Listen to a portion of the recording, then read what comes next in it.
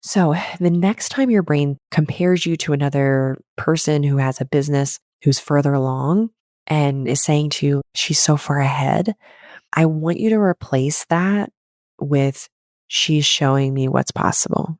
For every example of somebody whose business is further along or a saturated market, there's also evidence that this must work if there are other people doing it.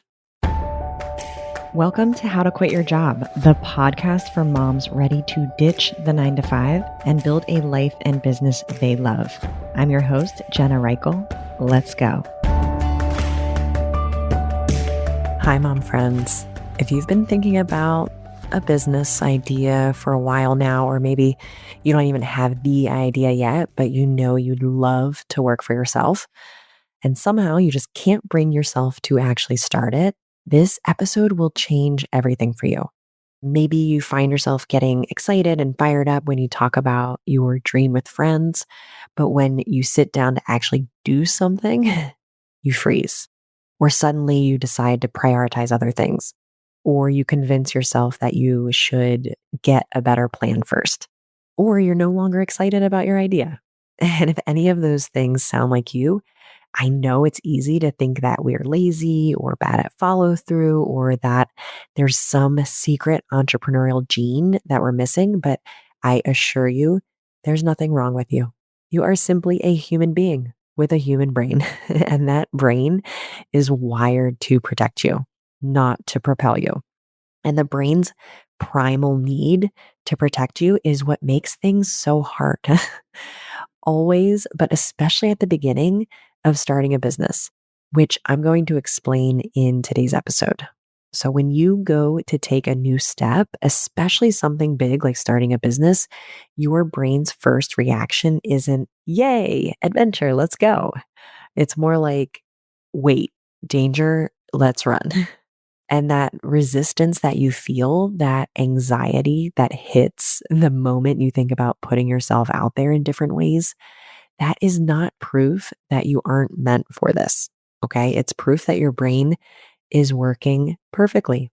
Today, we're going to talk about why starting feels so hard, even when you know you want it so badly. And we're going to talk about how to move forward and get started anyway, even though it's hard. Because once you understand why it's all so hard, everything will change. And trust me, it's not what you think. So I want to start with a simple truth that most of us have just never been taught. And it's that your brain's primary job is not to make you successful, creative, or fulfilled, unfortunately. Its job is to keep you alive. That's it. It doesn't care if you love your work or if you're building your dream. It just wants to make sure you don't die. Now, back when we were cave women, that was really helpful. Your brain needed to spot danger instantly, a snake, a cliff, a hungry tiger, and it needed to react without thinking. But today, that same wiring is still running in the background in our primitive brain. So when you go to do something new, launch a business, post online, tell someone about your new idea, your brain still interprets new as a potential threat. And it sounds ridiculous because we obviously aren't in physical danger. And yet, to your brain, the physiological response is the same. You get a hit of adrenaline, your heart races, your body floods with cortisol. These are all signals to stop and stay safe. Physiological signals to stop and stay safe. That's why even tiny steps can feel so big and so hard. And that's also why no amount of planning or figuring it out really fixes this. Because the resistance doesn't come from lack of information, it comes from fear of the unknown. Stephen Pressfield talks about this in his book, The War of Art.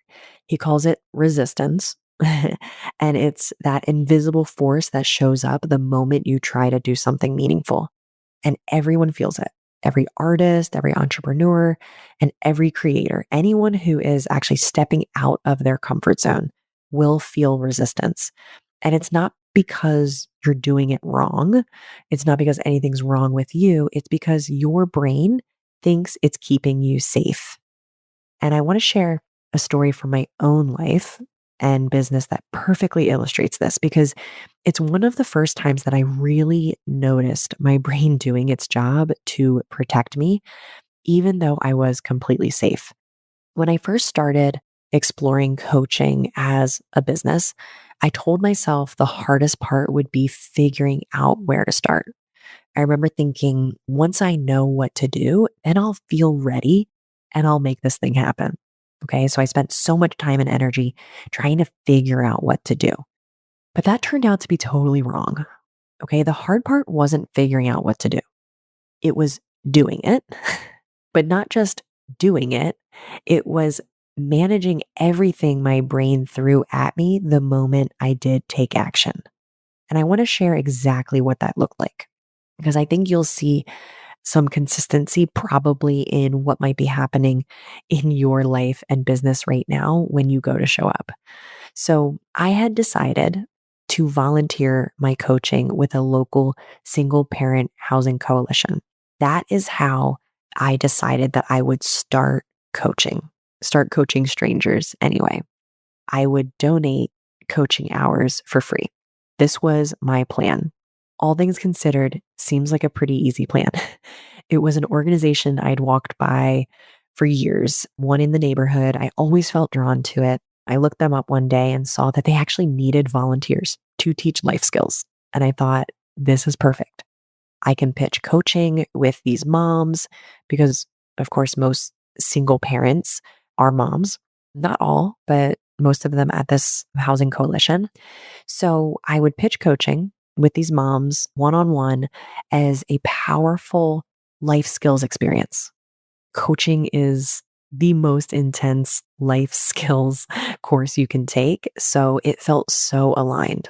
I opened my laptop to send an email to their volunteer director, and immediately my body went into full on panic mode. Okay, my heart was pounding, my stomach dropped. I had this, empty feeling in my body. My hands were shaking. My face was hot and flushed. I was even sweating, and I was offering free help. I was reaching out to say I could fill a need and I was willing to donate coaching hours. It made no logical sense that my body had gone completely into fight or flight mode. But that's how fight or flight shows up in modern life. Okay, my brain didn't care that it was a simple volunteer email. It just registered new situation equals potential threat. Okay, and because my default under stress is flight, my brain's message was basically abort mission, close the laptop, do literally anything else. Even though I had the credentials, even though I had the experience, even though this was something I really wanted, and logically, it felt pretty easy. Just saying, can I donate coaching to the women in your housing coalition who are looking for resources? Pretty easy. But my body reacted as if I were in danger. And that's the power of your protective brain. And the thing is, in that moment, I had so much judgment towards myself. I had thoughts about not being meant to be an entrepreneur. I had doubts about my ability to start a business. Like, if I couldn't even send an email offering free services, that's not good. But really, what I wish I had known then is that that's not a weakness. Everything I was going through was not a weakness. Nothing was wrong with me. I was just being human with a human brain. And what's fascinating is that after a few weeks of volunteering, because by the grace of God, this person said yes to me and went in on what I was offering. And after a few weeks of volunteering, all of that fear completely disappeared. And that's because by then it wasn't new anymore. Okay. My brain had evidence that it was safe. And that moment taught me a huge lesson that I really want you to take in today.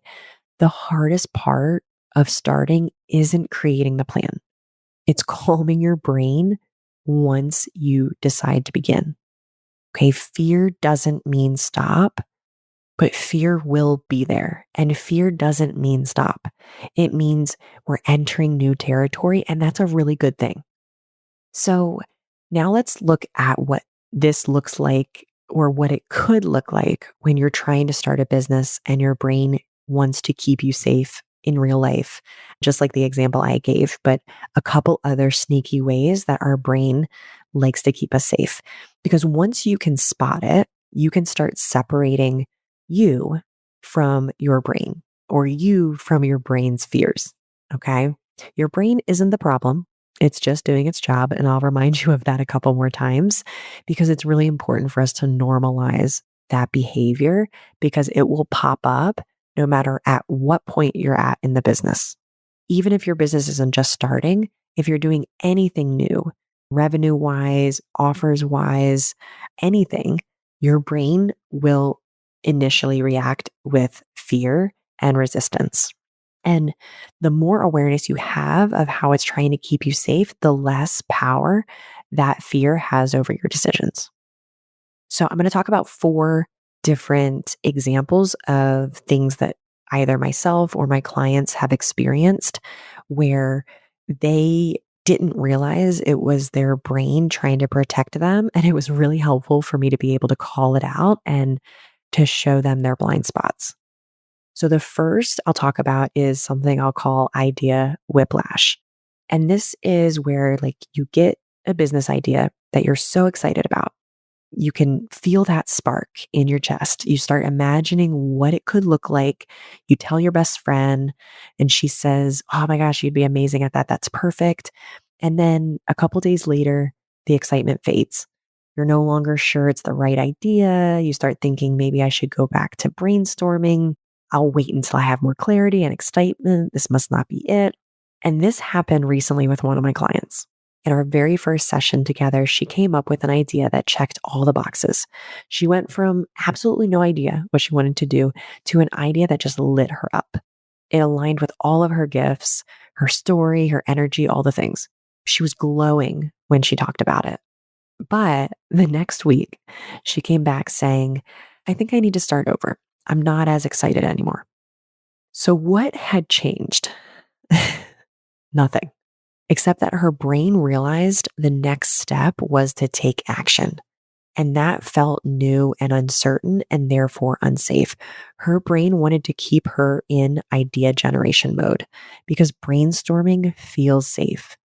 Okay, we can't fail while we're thinking. We can only fail once we start doing. So I want you to catch yourself when you're losing excitement or wanting to pivot again and again. Remind yourself, this is just my brain trying to keep me safe. Then commit to maybe just one small action to keep the momentum going forward. You don't need a full business plan, just one tiny next step. Action, I promise, builds safety, just like I talked about in my experience with donating coaching hours and volunteering. The action built the feeling of safety, which then was able to build confidence. Okay. And that confidence allows us to keep driving forward. So, the second brain trick that I want you to be aware of is we'll call it productive distraction. And this one is common, especially for moms. So, you finally carve out time to start the business. And right before you sit down, your brain suddenly remembers everything else that you need to do: laundry, empty the dishwasher, those school forms, that work email that you could just knock out real quick. And before you know it, the time you set aside for yourself is gone. And here's the thing: these are all good things. You're being helpful, productive, responsible. But what's actually happening is that your brain is prioritizing comfort and control over risk and uncertainty and ultimately fear. Okay. Those familiar tasks, the ones you've done a million times, they give your brain instant gratification. You feel like, look, we're productive, we're safe. But when you're thinking about starting the business and whatever new business tasks need to get done, there's so much feeling of uncertainty, vulnerability, and risk. So your brain creates urgency around the things that feel safe and quietly moves your dreams to the bottom of the list. I see this all the time with my clients. They tell me, "I just didn't have time to work on my business this week," or "I had so much to do." And when we look closer, they did have time. It was just filled with a bunch of shoulds, a bunch of tasks throughout the day and throughout the house that they decided to prioritize over the business. Work to dos that weren't actually urgent, tasks around the house that felt responsible, saying yes to one more volunteer role because it felt easier than saying yes to themselves. And the truth is, that's not a lack of time problem, although we'll talk about this a lot next week. We're going to talk a lot about time, but this isn't a lack of time problem. It's your brain trying to protect you from feeling discomfort, the discomfort that comes with doing new things, the new thing being starting your business. So the next time you feel the pull to do something else, I want you to pause and notice and just ask yourself, am I deprioritizing my business because I'm afraid? Okay. And I want you to answer it honestly for yourself. If the honest answer is yes, I want you to take a deep breath, thank your brain for trying to protect you, and go do the thing that moves you forward first. Because your dream really does deserve to be at the top of the list. And trust me, all the other things still get done. We're just way more efficient while doing all the things. Efficient and creative, trust me. The third brain trick I want to talk about is comparison. So, this is something we get into a bit of a comparison spiral sometimes.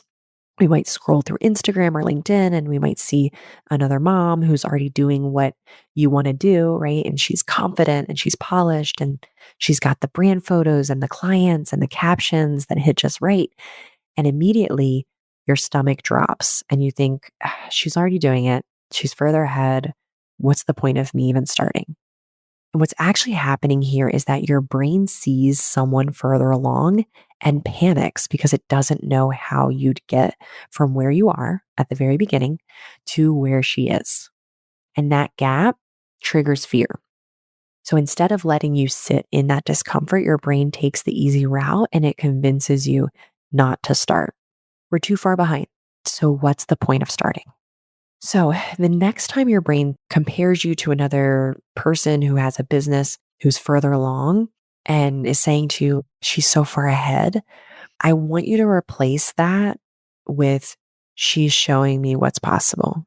For every example of somebody whose business is further along or a saturated market, there's also evidence that this must work if there are other people doing it. This person is showing me what's possible. This person's success doesn't mean you're behind. It means the path exists. It's proof that what you want can be done. And finally, one of my favorite examples of how subtle this can be is different triggers, especially in language. And I think this one is motivated by one of my recent clients that wanted to start a business. And the business doesn't really have an exact name that aligns with her services. It's a unique offering. It's a mix of interior design, organizing, education, functionality, systems, right? All the things. And I've talked about her business before on the podcast because it has been such an amazing coaching experience. And the growth has been just phenomenal. And I've loved her idea since day one. So this business that she started was so clearly in her zone of genius. But every time we talked about her work, she'd have some resistance to language triggers, we'll call them. And she'd say, well, I don't know if I'd really call myself a designer, or I'm not technically an organizer. And every time those words came up, ones that felt misaligned with who she was or what she wanted her business to be, her brain panicked. She'd say things like, this doesn't feel right. Maybe I should start over and do something else. There was even a moment where a potential client mentioned that she needed help with organizing in an email, and my client had a mini freak out moment where she was going to respond that she's not an organizer, when actually this was her ideal client. The client was just using traditional language and didn't know how to talk about the services in the way that most closely aligned to what my client wanted. And what I worked with her on and what I wanted to be clear about what was happening that she didn't initially see, and which is why it's so helpful to have somebody calling out blind spots, is that her brain was looking for reasons to run and avoid taking action. By focusing on those nuances in the words that we were using and that people were using, it was creating a reason to go back into brainstorming mode and avoid continuing to take action. So instead of leaning in, her brain's plan was to like, let's burn it all down and start over because that felt safe. I talk about this a lot with clients because it's really easy to plant a bunch of seeds, whatever that means in the business, and then to wait a couple days, not even, maybe a couple hours, and then try and dig them all up. And another analogy that I really like using with this is we can start down a path in our business, and then we get to a point and our brain freaks out. Maybe it was somebody called us an organizer or misunderstood our business, or maybe it was certain feeling that something didn't go well, or maybe a potential client says no, or any of these ways that our brain shows up and freaks out. And then we can want to retrace all of our steps and go back to the start. And this is the experience for many entrepreneurs is that they keep starting over instead of continuing with a business idea and continuing to take action to really figure out what works and what doesn't work in the business. But it's hard to even start down that path. Like our brain gets in the way of even starting. Our brain can lock on to not knowing how to describe what we do. Our brain can lock on to needing the perfect words or the perfect plan or the perfect idea. And I've talked about this a lot before on the podcast too, that it can think we need something that's actually not important at all. What's so important is not scrapping our business idea, not scrapping the actions that we've already taken. The solution really is to keep going and to uncover what fears are rooted within the obstacles, and then figure out the answer to how to align our business. When we are talking about the language triggers, we can figure out how to build a business that aligns, even though those words are likely to come up in different ways. The client example that I gave, we needed to get to a place where those words no longer seemed like good reasons to avoid business or distract from this client taking action. So if certain words, titles, or labels make you tense or make you want to avoid starting because you haven't quite figured out what to call yourself, I want you to get curious. This might be your brain getting creative with reasons to avoid taking action, reasons to avoid getting started. And you can just adjust the language and keep moving forward. You can take action in a way that feels safe enough to start. You don't have to have the perfect title or clarity or perfect plan to take action. And it's not limited to these four patterns. I promise your brain will come up with new ways to avoid getting started. But I hope with my story, as well as some of those examples that I shared from clients, that it will help you recognize patterns like these that are happening in your brain. So, whether it's idea hopping or productive distraction or comparison, or even small triggers like language, these are ways that your brain is trying to keep you safe versus true facts as to why you shouldn't start. Now, my hope for you is that you can catch your brain in the act and say, thank you for trying to keep me safe, brain, but we're okay. We're not running from a tiger. We're just sending an email. And that awareness will lead to self leadership. It'll lead to you being able to take action even when you feel fear. So that's how you start building momentum, even with fear happening, because you are capable of feeling fear, which again is normal. Your brain wants to do that. You are capable of feeling fear and taking action. I always say that fear will always be in the car with us. It just can't be the driver. Okay. And when we don't have awareness, fear will be in the driver's seat 100%. When we step into awareness, fear is now in the back seat, trying to be the backseat driver, but we don't have to listen. Here's what I want you to really take away from this episode. You're not doing anything wrong. Nothing has gone wrong.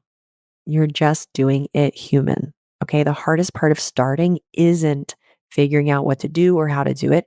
It's understanding what's happening inside your brain when you go to do it.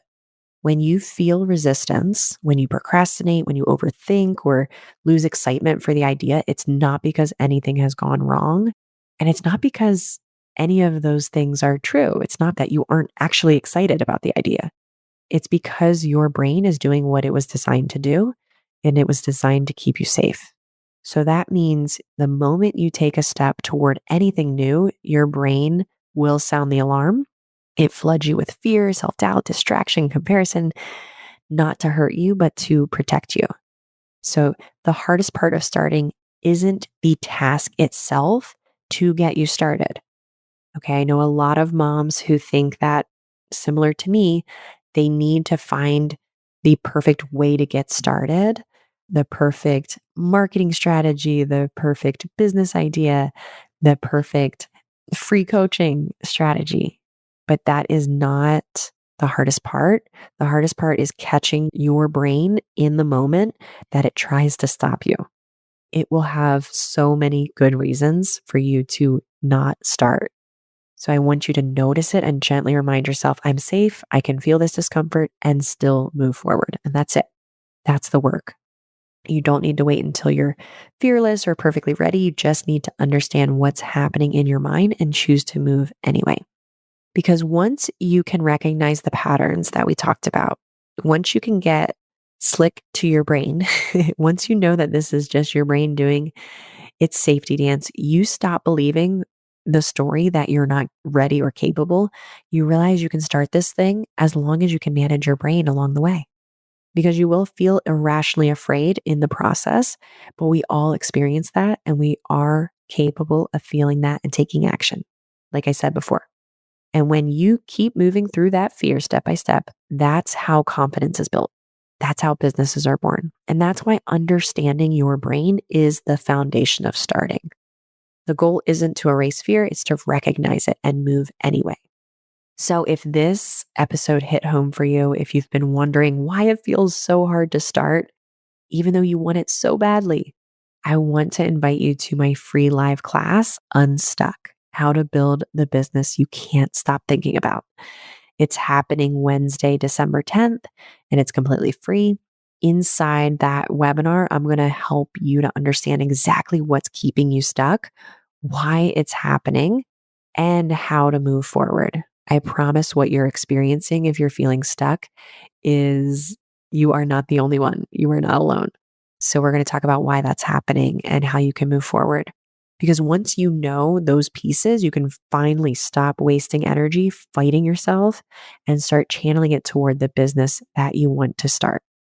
You don't need a perfect plan. You don't need more time. You just need clarity on what's really happening and why, so you can show up differently for yourself and the business over these next few months. And that's the work we'll do together in that class. So I want you to go to mom.jenna.coach/unstuck to grab your spot. You can also go to the show notes, jenna.coach/78, or just click the link in the podcast to get to the show notes in the podcast player. And we will talk about understanding your brain, because once you understand your brain, everything else starts to make sense. And be sure to tune in next week. I'm going to be talking about why you don't think you have time and how to create it. So we're going to uncover some more of the obstacles and how we might be getting in our own way and solutions to move forward. I also want you to click that follow button on the podcast so you'll be notified when that one is live next week. It's live Wednesday morning, every Wednesday morning. You will wake up and it will be available. And it would be great if you could follow so that you never miss a beat. So you have this accountability week after week. I know time is a huge obstacle for moms, and the solution I'm going to talk about next week is a simple shift that will create so much abundance. Okay, I will see you next week, and I'll see you at Unstuck. Thanks for listening to this week's episode of How to Quit Your Job, a mom's guide to creating a life and business you love.